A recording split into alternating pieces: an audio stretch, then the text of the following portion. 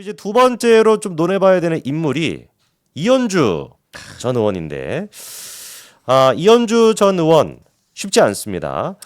쉽지 않은 분인데, 일단 그 지금 민주당에서 임종석 전 실장이 잔류하기로 결정을 하고, 궁금해지는 인물이 이제 홍영표 의원 아니겠습니까? 이분은 이제 그 이재명 대표에 대해 가지고 대놓고 뭐 피칠갑을 했다라는 표현까지 쓸 정도로 강력하게 비판했는데, 아직까지는 탈당하겠다라는 얘기는 안 나오셨어요. 그렇죠. 내일 이제 6일 날 그거를 결정하겠다라고 얘기는 하시긴 했는데, 일단 현 상태로 임종석이 잔류하고 난 뒤에도 계속해 가지고 이재명 대표에 대해서 강도 높은 비판하고 있습니다.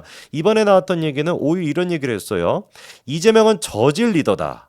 민주당과 대한민국이 망하는 길이다.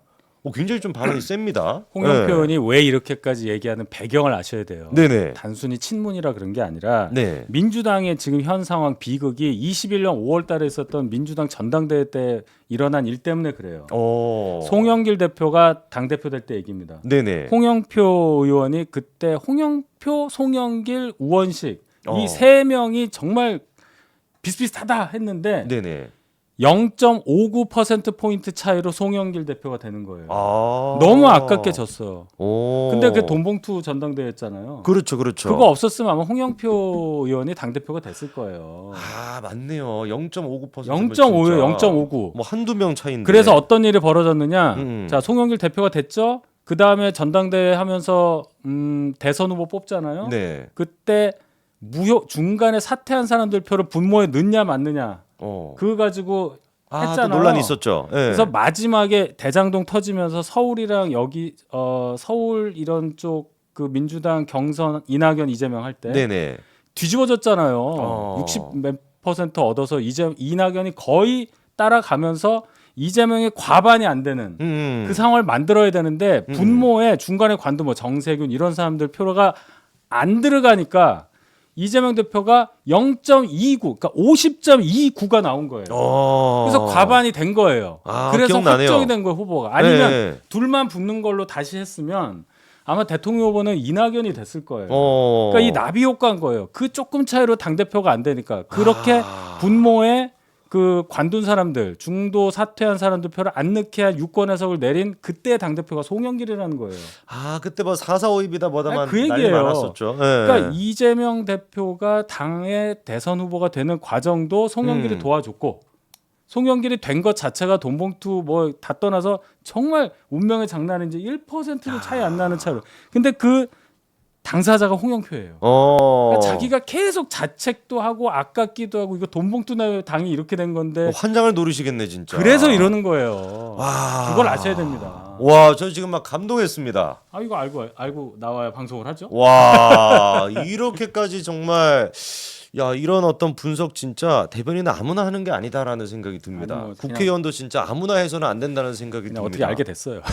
와, 그러니까 홍영표가 지금 이렇게까지 이재명은 저질 리더다. 이거는 방송 용어도 사실 좀 쉽지 그렇죠. 않은 이런 말을 표현이잖아요. 못 하는데 그만큼 이게 쌓인 게 많으니까 막 할 말은 많은데 이 표현을 내가 0.59를 졌는데 돈봉투 때문에 그랬는데 그래서 0.29 차이로 이재명 이러면 길어요. 기억을 못 하잖아요. 그렇죠. 그건 제가 설명해 드리는데 본인은 그냥 너무 할 말이 많으니까 이러는 거예요.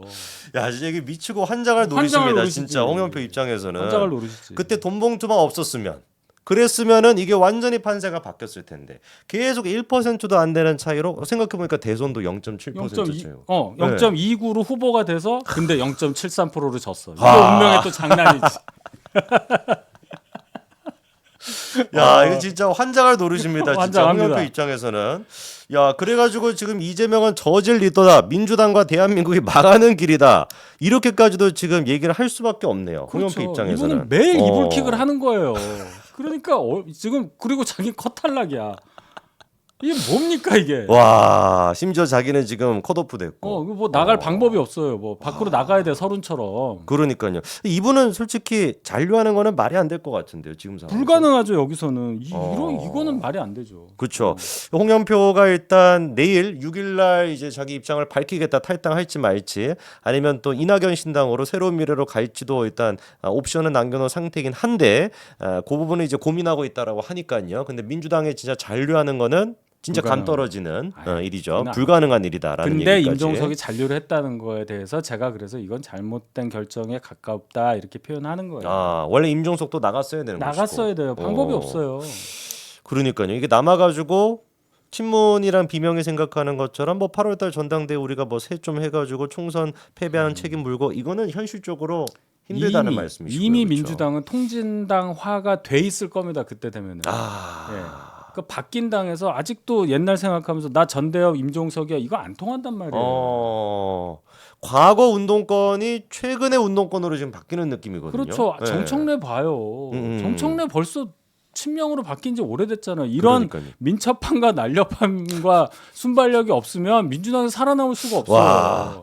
자기의 어떤 그 본질이라고 할 수 있는 것까지도 일단 싹 다 바꿔야 다 살죠. 버려야 그럼. 그래야지 민주당에서 살 수 있네요. 뭐라도 성남하고 뭐라도 인연을 끌고 김혜경 뭐라도 끌고 와서 그래야 살지. 이러면 안 된다니까요. 아니 그래서 이번에 이인영은 단수공천 받았잖아요. 네네. 근데 이인영이 어떻게 단수공천을 받았을까? 이거에 대해 가지고 최대 미스터리입니다. 그거는 이렇게 네. 보시면 됩니다. 이인영 의원은 전대협 1기 의장이에요. 네네. 임종석이 3기고. 근데 여기서 뜬 거죠. 존재감이 별로 없어요. 네네. 그다음에 임종석에 대해서는 이재명이 위협을 느낄 만한 그런 뭐 상징 자본이 있단 말이에요. 임종석은 네네. 전대협으로 상징되고 뭔가 좀 더 젊어요. 그렇죠. 66년생이고 이재명 64로 되는 63년생입니다. 어. 하여튼 그래요. 그런 상황에서 이인영 정도 줘도 괜찮은 거예요. 7번 공천을 스트레이트로 줍니다. 똑같은 데서 한 번 졌어요. 네. 이인영. 2번 졌어요. 앞에 지고 중간에 지고 이제 요거 하면 5선이 되는 건데 그 정도는 뭐 이렇게 그 정도는 뭐 나한테 큰 위협이 안 될 것 같아. 그러면서 시스템 공천으로 얘기하는 거잖아. 농계네요, 완전히 농계. 그러니까 이인영은 그냥 뭐 그 정도로 하시면 돼요. 당권 도전이 불가능하거든요. 죄송한 말씀이지만. 야, 그러니까 이인영 입장에서 사실 기분 나빠야 되는데 그렇죠. 기분이 나쁘지만 좋죠. 공천 어쨌거나 주면 좋은 공천 거지. 줬으니까. 보세요. 전대협 이기 의장 기억 안 나죠? 오영식이란 분이에요. 강북에서 2번 했는데 존재감 없이 사라졌어. 그래서 임종석만 드러내면요. 이재명 대표는 아무 상관이 없고 그 뒤에 나온 한총련이라고 있어요. 네네. 그 사람들 공천은 못 줬지만 뒤에 개딸들이랑 다 있어요. 스크럼 짜고. 그러면 대선 가는데 도움이 되지. 유일 체제를 구성을 한 거예요. 야, 그러면 지금 막 경기 동부연합부터 시작해가지고 한총련 이런 진짜 잡다한 사람들 다 끌고 모아가지고 이재명은 이거 기반으로 내가 대통령 하겠다. 그렇죠. 라는 꿈도 지금 품고 있는 그러니까 거예요. 이거예요. 후보가 되는데 문제가 없다고 판단을 하는 겁니다. 민주당에서. 자, 그리고 후보가 됐다. 그러면 설령 이낙연이 밖에 있고 서른이 밖에 있고 하더라도 호남이나 범민주 세력은 결국 나 좋아할 수밖에 없어. 나를 찍을 수밖에 없어. 이 계산을 하는 거예요. 너네들이 어쨌거나 국민의힘은 찍지는 않을 그렇지. 테니까. 나를 찍을 거 아니냐. 그러니까 내가 후보가 돼야 되는 거예요. 당권을 잡고 2년을 버텨야 돼요. 아직 3년 남았잖아요. 그렇죠. 그러니까 대법원 판결도 막 계속 시간 미루게 끌고. 하고 예. 뭐 이거 해봤잖아 2년 동안. 그러니까 자신 있어 해봤으니까. 그러니까 국회의원 일단 달고 두 번째 당권 당연히 달고 2년만 버티면 그 다음엔 대선 레이스니까 할 수 있다는 생각을 하는 거예요.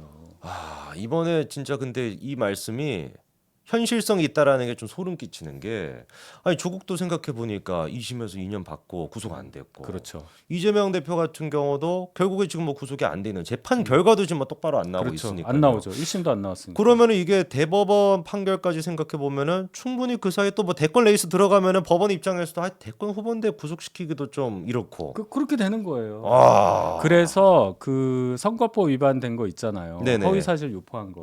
김문기 씨 그 모른다 위증 했던. 교사. 네. 그것만이라도 이제 나오면 어떻게 되겠다고 얘기를 하지만 모릅니다. 만약 이 총선 결과가 이상하게 나오면은 법원도 사람인데 법관도 사람인데 영장실질심사 보셨잖아요. 유모 판사. 그렇죠. 유창훈이. 엄청난 압박감을 갖고 그런 결정을 내린 거 아니겠어요? 그렇죠. 그 사람을 비난하고 싶은 생각은 없는데 그런 상황을 만드는 것 자체를 저희가 막아야 되는 거예요. 근데 누구의 힘으로? 국민의 힘으로. 국민 여러분들의 힘으로 막아주세요. 그러니까요. 이게 법원도 총선 결과에 눈치를 볼 수밖에 없습니다. 현실적으로. 네, 뭐 미국도 봐요. 트럼프. 그렇죠. 오늘 뉴스 나왔죠. 대선 후보 자격을 줬어요. 진보 성향 대법관들까지도.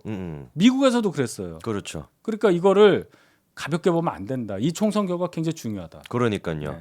트럼프 같은 경우도 이제 뭐 특검 통해 가지고 막 기소됐다 뭐 이렇게 해가지고 뭐 대통령 후보도 안 되는 거냐 뭐 여러 가지 얘기 많았지만 결국에 일단 대권 레이스 들어가고 네. 그리고 이제 후보로 일단 명확하게 뭐 지지율도 지금 압도적이다 보니까 대법원도 그렇게 판단할 수밖에 없는 방법이 거죠. 없죠. 우리나라도 사실 대권 레이스 딱 들어가서 1년 2년 전이다. 근데 그 대통령 후보라고 하는 뭐 예를 들어서 그때 당시 한 40% 50% 지지를 받는 사람을 구속시킨다? 이게 쉽지 않을 겁니다. 쉽지 않아요. 예. 쉽지 않습니다. 그렇기 때문에 그거를 막기 위해서라도 저희가 반드시 총선에서 승리를 거둬서 과반을 차지해야 그나마 사법부가 정상적으로 가는 토대라도 만들 수 있다라는 거죠. 네. 근데 홍영표 지금 이제 의원 같은 경우는 이재명 대표에 대해서도 저질 리더다라고 이제 비판을 하는데 유독 이분이 이현주한테 분노를 많이 느끼세요. 당연히 그렇죠. 이현주 의원이 민주당에서 정치 시작해서 19대 때 들어왔단 말이에요. 광명에서 전재희 의원이라는 저희 당의 굉장히 여성 의원으로서 존재감이 있던 분을 이기고 스타 정치인으로 돼서 재선까지 한 직후에 무슨 짓을 했느냐 2016년 이후에 갑자기 안철수 지지를 선언하면서 탈당을 해요. 민주당에서 2번 해놓고 와. 임기 시작하자마자 20대 국기 시작하자마자 네네. 그러면서 안철수 국민의당 그렇게 된 거라니까요. 그래서 이제 바른 미래당 갔다가 네네. 거기서 또 분탕질 막 하다가 탈당해서 누구랑 뭐 자기 무슨 뭘 만들어요. 정당 같은 네네. 거 만들다가 미래통합당 우리 4년 전에 이상한 짓 했잖아요. 네네네. 그때 들어와요. 어. 그래서 우리 당 사람이 된 거예요. 어. 그러다가 뭐 하다가 갑자기 이준석이랑 같이 뭐 이렇게 돌아다니다가 호랑 가가지고 뭐 탈당해서 북콘서트 하고 막 이랬었죠. 네, 이뇨한 위원장한테 이준석 대표 영어 쓸 때 옆에 있었어요. 거기서 영어 몇 마디 해요. 이현주 의원도. 아 그, 진짜요? 네, 어. 그 영상이 있어요. 몇 마디 영어로 하더라고. 싱가포르에서 기사는 얹혀 살았대. 하나도 안 됐는데. 아 있었어요. 그래서 영상 보면 나와요. 네. 그래서 그걸 하다가 찢어지고 그렇죠. 민주당 결국 또 복당했으니까 한 바퀴 돌아서 이제 온 거죠. 이렇게. 아니 근데 대변인 제가 여쭤보고 싶은 게 이현주랑 이준석 두 사람은 왜 찢어졌을 거라고 보세요? 제가 들은 얘기는 네. 이현주 의원에게 이현주 의원이 비례를 달라고 그랬대요. 아. 신당을 하게 되면. 네네. 그랬더니 이준석이 무슨 소리냐고. 그 이준석 특유의 합법으로 좀 뭐라고 했나 봐요. 네, 딱 그거 하나라고 저는 그렇게 들었어요. 아 비례를 일단 생각하고 또 1번은 여성이니까. 네, 자기 달라고 했어요. 네. 자기를 달라고 했는데 그게 안 됐을 가능성이 높네요. 생각해 보니까. 그렇죠. 네. 그러니까 뭐야 하면서 이게 문제는 이분은 본인이 다시 입성하는 게 목표잖아요. 그렇죠. 그러니까 지금 막 뭐 영혼을 팔아서라도 가야 되는 거예요. 뭐 영혼 뭐 여러 번 팔아봤으니까 아무 문제 없죠. 여기까지 왔는데 어떻게 민주당을 들어가느냐. 홍영표 의원이 열받는 이유가 문재인 대통령한테 거의 저주를 퍼붓다가 들어왔단 말이에요. 그러니까 당에 있는 친문들은 이게 뭐냐는 거죠. 지금 이게 뭐냐. 그러니까요. 그래서 지금 홍영표 의원도 좀 빡이 칠만한 게 이현주 의원 같은 경우는 이재명 대표한테도 어마어마한 저주를 퍼부었었습니다. 그러니까 다 했다니까요. 네. 이현주 윤석열 대통령한테도 하고 다 했어요. 안 한 사람이 없는데 결국 민주당에서 안착을 했어. 이게 뭐냐고. 과거에 그래가지고 이재명 대표한테 이렇게 얘기했네요. 여성 편력 폐륜 연산군이 생각이 난다. 그래서 연산 제명이라고 하는 또 희한한 워딩도 그 말을 만들어내신 했었어요. 분이 예. 또 이현주입니다. 지금 사실 그 서른 의원이 이번에 그 이재명 대표한테 무슨 뭐 연산군이냐라고 표절이네. 해가지고 표절입니다. 카피라이트가 지금 이현주 의원한테 있었어요. 표절이네. 야, 근데 이런 사람조차도 이재명은 품었다라고 할까요? 일단 자기 그 패로 쓰기 위해 가지고 받아줬습니다. 품었다기보다는 뭐 또 생각을 좀 했을 거예요. 뭐 100% 믿겠습니까? 왜냐하면 안민석 의원 같은 경우에 갑자기 컷탈락된 이유도 궁금하시잖아요. 네네네네. 궁금하시죠? 뭐 언론에선 이러더라고요. 안민석 의원이 어느 방송에 나가서 이 말을 했어요. 음주운전, 기억나죠? 불륜 이런 사람 국회의원 하면 안 돼요. 그것 때문에 뭐 컷오프 됐다는 얘기하는데 그게 아니고 제가 알기로는 이재명 대표가 시장 하다가 성남시장 2번 하다가 경기지사까지 한 거잖아요. 네네. 안민석 의원은 그 사이에 재선, 3선, 4선, 5선까지 왔어요. 경기도에서. 그렇죠. 네. 근데 이재명 대표가 경기도지사 할 때 거의 뭐 아랫사람 취급을 했다는 거예요. 안민석이. 네. 나 경기도 5선인데 당신 뭐 시장하다 뭐 지사 됐는데 이렇게 그걸 못 잊는 거예요. 이재명 대표가. 그래서 예전부터 안민석 죽어도 육선 못 된다는 얘기가 돌았어요. 자존심에 건드렸구나 이재명의. 안민석 의원 캐릭터가 그냥 보시면 아시겠지만 굉장히 그 세잖아요. 안하무인입니다. 그렇죠, 그 자체죠. 그 국회 청문회 할 때도 보면 막 증인이 막 대들고 할 때 보세요. 네. 그런 이거 보면은 자기 위에 아무도 없는 그런 캐릭터거든요. 네. 근데 똑같이 한 거예요, 그를 이재명한테. 이재명을 몰라본 거지. 몰랐네. 이 무서운 이재명을 몰라보고 막 한 거예요. 근데 지금 뭐야 아무것도 아니지 뭐. 와. 그렇게 된 거예요.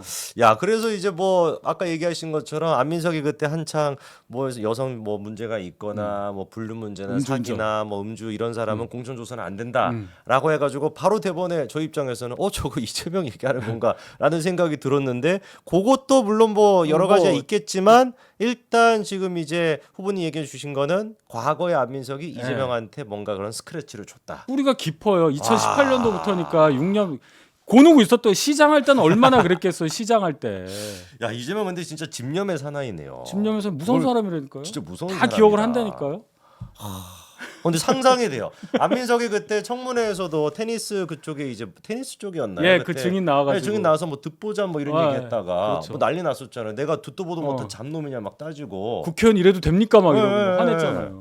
야, 근데 그 모습을 생각해 보면은 우리 안민석이 이재명한테 어떻게 했을지가 아유 뭐 안 봐도 비디오죠. 와 소름 끼친다. 예. 그때 이재명의 표정, 이재명이 마음속으로 무슨 생각을 하고 있을지 나중에 꼭 한번 내가 어떻게 보낸다라는. 그러니까 이재명 의원은 뭐 이런 말씀을 제가 뭐 정신 분석학 뭐 학위 있는 사람은 아닌데요. 변방 의식이 있을 수밖에 없는 분이에요. 그렇죠. 이 소위 말하는 이 제도권에서 성장한 분이 아니지 않습니까? 네네. 그렇기 때문에 본인 나이 또래 82학번 나이란 말이에요. 대학을 이제 검정고시에서 그 제때 가긴 했지만 네. 그때 82학번 동기들이 했었던 학생 운동에 참여할 수가 없었어요. 본인은 고시 공부를 하니까 그 부채 의식에다가 뒤늦게 글로 운동권 논리를 배운 사람이에요. 근데 그러면서 접목된 게 성남에 있는 경기동부연화 이렇게 된 그렇죠. 거란 말이에요. 네네. 그러니까 항상 나는 아웃사이더였고 이거를 갚아야 된다. 나의 지난 세월에 내가 못했던 거를 갚아야 된다고 하니까 어떻게 돼요? 오바를 하죠. 그렇죠. 그러면서 자기의 본질을 잃어버리는 거예요.